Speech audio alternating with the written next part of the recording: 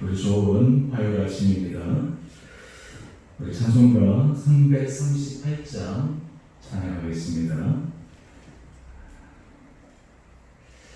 내 주를 가까이 하게 하는 십자가 심 같은 고생이나 내 일생 소원은 늘 찬송하면서 주께로 나가기 원합니다. 내 고생하는 것 옛 야곱이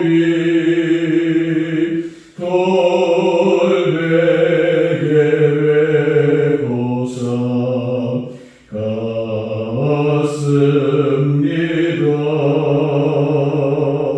꿈에도 소원이 늘 찬송하면서 주께로 나가기 원합니다. 천성에 가는 길 험하여도 생명길 되나니 은혜로다.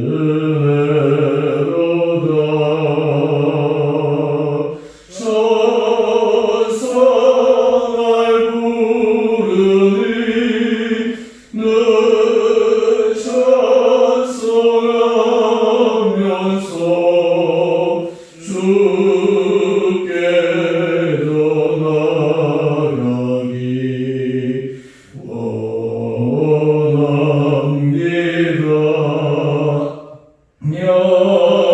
야곱이 삼게요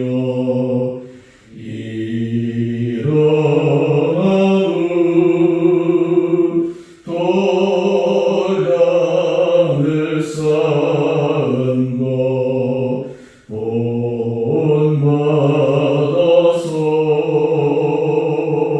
손짓 되도록 늘 찬송하면서 주께로 나가기 원합니다.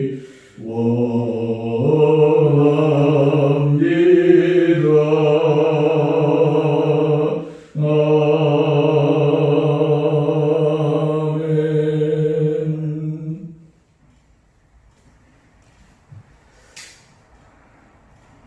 오늘 우리 함께 같이 묵상하실 말씀 예레미야 32장 1절에서 15절까지 말씀입니다. 유다의 시드기야 왕 10째 해 곧 느부갓네살 18째 해에 여호와의 말씀이 예레미야에게 임하니라. 그때 바벨론 군대는 예루살렘을 에워싸고 선지자 예레미야는 유다의 왕의 궁중에 있는 시위대 뜰에 갇혔으니 이는 그가 예언하기를 여호와의 말씀에 보라 내가 이 성을 바벨론 왕의 손에 넘기리니 그가 차지할 것이며 유다 왕 시드기야는 갈대아인의 손에서 벗어나지 못하고 반드시 바벨론 왕의 손에 넘겨진 바 되리니 입이 입을 대하여 말하고 눈이 서로 볼 것이며 그가 시드기야를 바벨론으로 끌어가리니 시드기야는 내가 돌볼 때까지 거기에 있으리라. 여호와께서 이와 같이 말씀하시니라. 내가 갈대아인과 싸울지라도 승리하지 못하리라 하셨다 하였더니 유다 왕 시드기야가 이르되 내가 어찌하여 이같이 예언하였느냐 하고 그를 가두었음이었더라.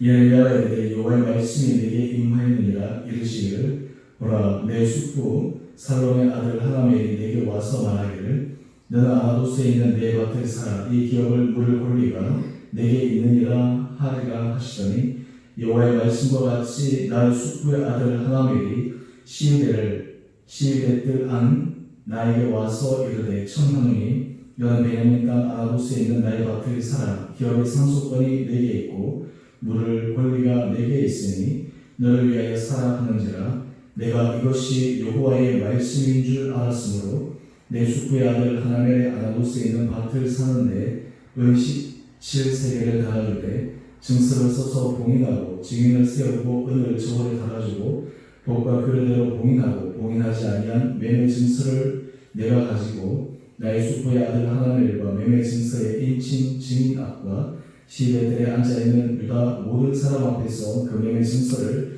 마세야의 손자 네리야의 아들 바룩에게 붙이며 그들 앞에서 바룩에게 명령하여 이르되 만군의 여호와 이스라엘 하나님께서 이와 같이 말씀하시기를 너는 이 증서 곧 봉인하고 봉인하지 않은 매매 증서를 가지고 토기에다가 오랫동안 보존하게 하라. 만군의 여호와 이스라엘 하나님께서 이와 같이 말씀하시니라.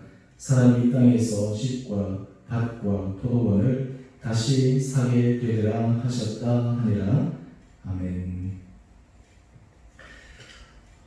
오늘 하나님께서 우리 오순도인들 우리 말씀 가운데 이 하루 든든하게 붙들어 주시기를 원합니다.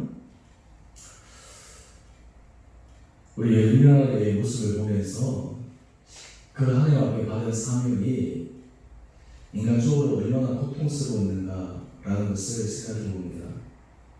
사명이라는 것은 우리가 이 땅에서 하나님께서 우리에게 부여하신 일인데 그 사명이 때로는 사람에게 핍박과 조롱과 또 그리고 사람들의 오해를 불러일으킬 수 있는 그런 일들을 하나님께서 맡기신 사명으로 알고 감당해 나갈 때 그 맡은 사람이 참 얼마나 힘들고 어려울까 생각해 봅니다.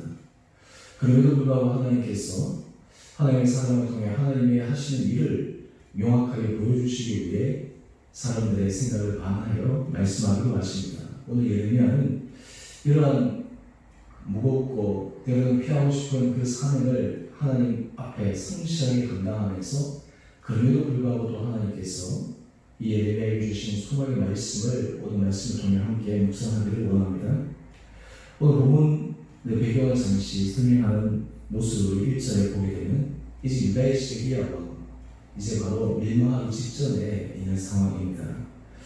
심지어는 느부갓네살 왕이 이 온 유다를 에워싸고 있습니다. 예루살렘을 에워싸고 이제 곧 함락시키기 위해서 정말 온갖 힘을 다 쏟아붓고 있는 때였습니다. 나라가 풍전등화에 그러한 절박한 순간에 처해 있습니다. 이 시드기야 왕은 이 나라를 보존하기 위해 그리고 적국을 상대해서 이기기 위해 아마 목숨을 내어 걸고 싸움을 하고 있는 상태였습니다. 여러분 통상 이럴 때 하나님께서 선지자들을 통해서 하나님께서 이 성을 건져주시겠습니다. 구원해 주시겠습니다. 적국에게 이기게 하시겠습니다. 라고 하는 것이 통상 선지자에게 말씀하신 하나님의 패턴이었는데 오늘 예레미야는 이런 너무나 절박한 상황 가운데서 그는 반대 이야기를 합니다. 물론 이미 지금 바벨론으로 몇 차례에 걸쳐서 포로로 잡혀간 사람이 있는 와중에 또 이제 완전히 멸망 직전에 있는 이 상황에서 예레미야는 이야기를 합니다. 3절 이하의 말씀인데요. 시드기야 왕과 사람들에게 얘기하기를 이 성을 바벨론 왕의 손에 넘기겠다. 여러분 이것이야말로 시드기야 왕과 그리고 나라에 애국하는 사람들의 입장에서는 정말 반역하는 그런 말이지 않겠습니까? 정말 불충의 말이지 않겠습니까? 그래서 시드기야와 그 주변에 있는 사람들이 예레미야의 말에 대적하는 것을 충분히 이해할 수 있습니다. 그런데 문제는 하나님께서 왜 이런 말씀을 하게 하셨는가라는 것입니다. 여러분 하나님 우리에게 이성을 주셨습니다. 또한 그리고 삶을 분별할 수 있는 여러 가지 것들을 우리에게 허락하여 주셨습니다. 하나님께서 사실 어떤 일을 하실 때 때로는 우리가 이해 못할 부분도 있지만 많은 부분에 있어서는 그럴 만한 개연성들이 있습니다. 우리 하나님은 그냥 마음대로 예측 불가한 그런 하나님이 아니십니다. 우리가 말씀을 믿고 우리가 말씀대로 하나님의 뜻을 분별한다고 하는 것은 하나님도 그 말씀의 원리대로 여러 가지 것들을 해나가고 계시는 것을 우리가 알 수 있습니다. 피조세계를 하나님께서 다스려 가시는 것도 하나님은 무질서하게 하시지 않습니다. 마음에 끼는 대로 하지 않습니다. 다 질서가 있습니다. 오늘 지금 이 이스라엘 백성들이 이런 위기 가운데서 하나님 앞에 준엄한 심판의 메시지를 들을 이유는 바로 그들이 오랫동안 하나님 앞에서 했던 죄악의 모습 때문이었습니다. 이런 상황 가운데서 시드기야가 어떻게 하고 있습니까? 시드기야가 이 예레미야를 감옥에 가둡니다. 그러니까 감옥에 가두고 그리고 지금 이 길사항전의 태세를 치르는 것입니다. 만약에 갈대아를 물리치게 되면 예레미야는 죽는 것이고, 만약에 갈대아가 이 바벨론이 이 남유다를 정복하게 되면 예레미야는 또 살 수 있는 길이 열리게 되는 것이죠. 우리가 이런 상황 가운데서 우리가 함께 주님께서 하신 말씀을 한번 생각해 볼 필요가 있습니다. 우리 마태복음 5장 10절 말씀입니다. 이 상상수훈 가운데 있는 말씀인데요. 의를 위하여 박해를 받는 자는 복이 있나니 천국이 그들의 것입니다. 여러분, 우리 흔히 박해를 받는다, 핍박을 받는다 라고 할 때 드러나는 현상을 가지고 얘기할 때가 종종 있는데, 오늘 주님께서는 현상을 가지고 말씀하시는 것이 아니라 그 박해받는 이유가 의를 위하여 박해를 받는 자는 복되다 하십니다. 오늘 지금 예레미야는 그가 박해를 받고 있는 것은 하나님의 의를 위해서 받고 있는 것입니다. 마태복음 5장 11절 12절 이어서 이렇게 얘기합니다. 나로 말미암아 너희를 욕하고 박해하고 거짓으로 너희를 거슬러 모든 악한 말을 할 때에는 너희에게 복이 있나니. 하나님으로 인해서, 주님으로 인해서 우리가 욕을 들어먹고 박해받고 때로는 거짓으로 우리에게 모든 악한 말이 들려올 때 복되다 하십니다. 여러분, 예레미야는 지금 자신의 사적인 이익을 가지고 이 예언의 말씀을 한 것이 아니라, 그도 이스라엘 백성들이 하나님 앞에서 구원을 받기를 간절히 원했지만 어쩔 수 없는 안타까운 상황 가운데서 이런 심판의 메시지를 전해야 했습니다. 여러분, 이런 가운데 우리의 삶에 있어서도 하나님 앞에서 우리의 길이 어떤 삶을 살아가야 될 것인가 라고 하는 것들을 정말 다시 한번 깊게 성찰할 수 있는 우리의 삶이 되기를 원합니다. 때로는 요즘 우리가 현대 사회에서 여러 가지 모습 보게 되면 박해를 받는다, 순교한다, 이런 여러 가지 얘기들이 있는데, 때로는 우리 그 가운데 그 이유가 무엇인가, 목적이 무엇인가, 어떻게 해서 그렇게 되었는가 라고 하는 것들도 우리가 함께 깊게 생각해 보아야 합니다.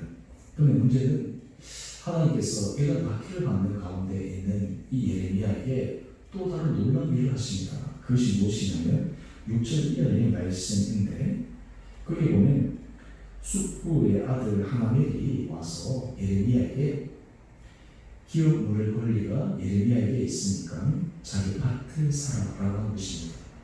여러분, 지금 예레미야는 이 성이 멸망할 것이다 라고 지금 하나님의 말씀을 예언했는데, 자기 숙부의 아들이 와서 그 땅을 사라고 얘기하는 것입니다. 완전히 이유 배반적인 이야기죠.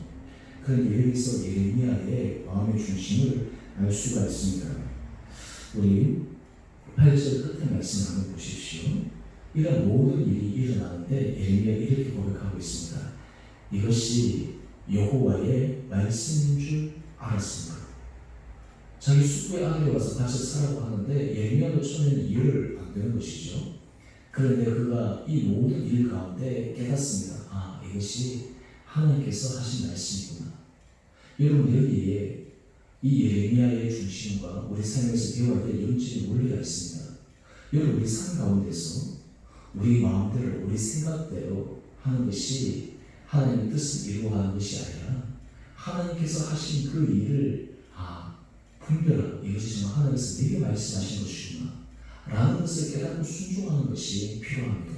지금 예레미야는 이스라엘의 멸망을 얘기하고 있는데, 만약에 숙부의 아들로서 밭을 사고 했을 때 자기 인간적인 생각으로 무슨 말을 하냐, 우리가 멸망당할 텐데 왜 내가 그 밭을 사야 되는가, 이렇게 하는 것이 당연한 패턴인 것 같은데 예레미야는 하나님께서 좀 이 가운데 다른 뜻이 있구나 라는 것을 분별할 수 있는 그런 영적인 민감함이 있었다라고 하는 것입니다. 바로 이런 마음이 있었기에 예레미야는 하나님의 뜻을 사람들에게 담대하게 전할 수 있었습니다. 그러나 하나님께서 이렇게 하신 이유가 있습니다. 이 이유가 무엇이냐면 9절 이하의 말씀, 요약해서 말씀을 하면 지금은 이스라엘이 멸망하고 다 잡혀가겠지만 결국에는 돌아오게 하실 것을 상징적으로 보여주기 위해 이 예레미야에게 이 일을 일어나게 하신 것입니다. 그래서 15절 말씀을 한번 보십시오. 15절 말씀을 보면 만군의 여호와 이스라엘 하나님께서 이와 같이 말씀하시니라. 사람이 이 땅에서 집과 밭과 포도원을 다시 사게 되리라 하셨다 하니라. 여러분, 여기서 하나님께서 하시는 놀라운 신앙적 패턴이 있음을 우리는 발견할 수 있습니다. 그것은 무엇이냐면 하나님의 심판의 메시지는 심판의 메시지로만 끝나는 것이 아니다라는 것입니다. 하나님으로부터 나오는 말씀은 심판 이후에 또 다른 회복과 소망과 구원의 말씀이 있는 것이 바로 하나님의 뜻이요 하나님께서 하신 말씀이다라는 것입니다. 우리가 사사기를 보게 되면 이런 패턴이 계속 반복됩니다. 이스라엘 백성들이 죄악을 저지르면 그들이 적국으로부터 이웃의 이방 민족으로부터 박해를 받습니다. 그러면 그들이 하나님 앞에 부르짖습니다. 그러나 하나님께서 그들을 다시 구원해 주십니다. 이런 패턴이 계속 반복되고 있어요. 죄를 짓고 그들이 심판을 받고 심판으로 끝나는 것이 아니라 다시 하나님 앞에 부르짖을 때 하나님께서 구원해 주시고, 오늘 큐티의 제목을 한번 보시죠. 고난 가운데 주신 미래 회복의 증표. 하나님께서 원하시는 것은 멸망이 아니라 평안이고 이스라엘 백성의 온전한 회복입니다. 이것이 하나님의 본 마음인데 지금은 이 고난과 고통의 시간을 지나야 된다라고 하는 것입니다. 건너뛸 수가 없습니다. 하지만 이것이 끝이 아니라는 것입니다. 이후에 놀라운 회복의 역사의 소망이 하나님께서 이스라엘 백성에게 주시는 것을 우리는 기억합니다. 여러분, 우리 삶에서 이것을 분별하며 갈 수 있는 은혜가 있게 되기를 원합니다. 여러분, 우리가 하나님 앞에서 하나님께서 우리에게 정말 주는 말씀을 하실 때 때로는 힘들고 고통스럽지만 하나님은 그것을 끝나는 것이 아닙니다. 그 이후에 또 다른 하나님의 소망의 말씀이 있습니다. 그러므로 우리 그리스도인들에게 있어서 가장 핵심적인 것은 하나님께서 우리에게 주신 고난과 심판의 방점을 두는 것이 아니라 그 이후에 있을 회복과 소망에 우리의 방점을 두는 것입니다. 저는 바라기는 우리 사랑하는 성도님 한 분 한 분들에게 우리가 여러 가지 고난 상황 가운데 어렵고 힘들지만 이런 상황 가운데서 어려움으로 우리의 마음이 빼앗기거나 또 우리의 마음이 무너지는 것이 아니라 이것을 통해 하나님께서 우리에게 새롭게 하기를 원하시는 하나님의 뜻 가운데 소망함을 발견하고 나갈 수 있는 우리 원복된 성도들 되기를 원합니다. 그럴 때 하나님께서 고난 가운데서도 우리에게 미래의 회복의 징표를 주시고 또 그것을 담대하게 끌어나갈 수 있는 힘과 용기를 우리에게 주시리라 믿습니다. 또한 무엇보다 우리가 삶을 살아갈 때 하나님의 뜻 안에서 우리가 늘 분별하며 하나님께서 기뻐하시는 거룩한 길, 하나님 앞에서 아름다운 길을 걸어갈 수 있는 그런 복된 삶이 되기를 원합니다. 제가 말씀 한 절만 제가 더 볼 텐데요. 베드로전서 3장 17절 이렇게 말씀합니다. 선을 행함으로 고난받는 것이 하나님의 뜻이신데 악을 행함으로 고난받는 것보다 나으리라. 우리가 하나님의 은혜 가운데 설 때 선함으로 걸어갈 때 때로는 고통과 고난이 있지만 그것은 끝이 아니라 이후에 소망이 있다는 것을 우리가 기억해야 합니다. 오늘 우리가 이 예레미야의 이 말씀, 이 모습을 다시 한번 깊게 묵상하며 오늘 우리 현재 삶에 있어서 믿음 가운데 더욱더 하나님 모시기에 정말 정직하고 또 소망 가운데 굳건하게 걸어갈 수 있는 복된 이 하루 되시기를 주님 이름으로 축원드립니다. 우리 함께 같이 기도하겠습니다. 사랑의 주님, 우리에게 날마다 주님의 마음을 허락해 주셔서 때로는 주님께서 우리에게 맡기신 사명들을 감당할 때 우리가 무겁고 힘들므로 그것을 회피하고 싶은 순간들이 있다 할지라도 그것을 기꺼이 감당할 수 있는 은혜를 허락하여 주옵소서. 오늘 예레미야를 통해 하나님께서 소망 가운데 또한 이스라엘을 새롭게 회복시키기를 원하시는 것이 주님의 마음임을 우리에게 알려주십니다. 하나님의 삶 가운데 힘들고 어려운 순간에서도 우리에게 새로운 회복과 하나님께서 하실 일을 기대하시는 소망으로 걸어가는 우리 온 복된 성도들을 되게 하여 주시고, 특별히 우리가 이 시대에 믿는 그리스도인으로 우리가 정말 주여 앞에서 성실하게 살아갈 때 때로는 주변의 사람들에게 오해와 때로는 그리스도인이기 때문에 때로는 정말 교회 안에 하나님의 뜻을 구하러 가기 때문에 받는 이러한 힘듦도 기꺼이 감당해 내주시는 은혜도 있게 하여 주옵소서.